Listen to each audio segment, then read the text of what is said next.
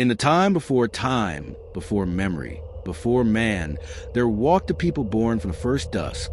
They were known as the lost tribe of the Veil, the shadows that walked before man. Before the world found its voice, it lived in silence.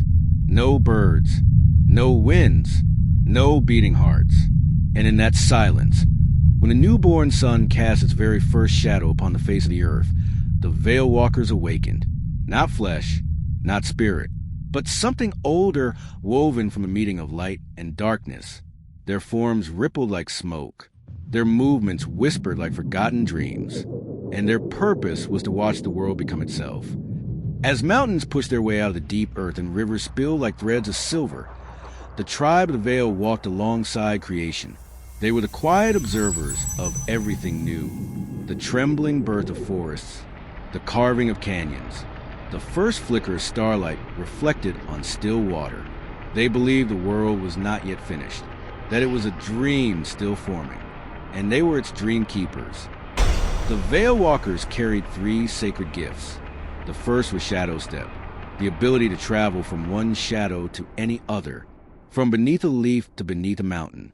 The second was Memory of the Deep, a touch that revealed the past of stones, trees, and oceans, a way to read the world like a story carved into darkness. And the third was Veil Speech, a language of vibration, not sound. Animals felt it as instinct. The earth felt it as tremors. Humans would one day hear it as whispers. But then came the second dawn, the birth of man, small, fragile, brilliant in ways even the Veilwalkers could not foresee. Human-shaped tools built shelter and dreamed loudly. But the greatest change came with the discovery of fire. For where fire danced, shadows fractured. And where shadows fractured, the Veilwalkers' pathways collapsed. The tribe watched humanity grow, with awe, with hope, and with dread. Soon the world burned brighter than ever before. Forests were lit to clear land. Flames twisted across the horizon. Aranai, the great leader of the tribe, gathered the Veilwalkers at the first stone, a monolith older than light itself. There he spoke. When fire rules a land, the veil will thin. We must choose, remain as shadows, or evolve beyond them. But before a choice could be made, a storm of human fire roared across the land. The veil cracked, their pathways shattered. Families were torn across dimensions. Some vanished into deeper darkness. Some became trapped between worlds.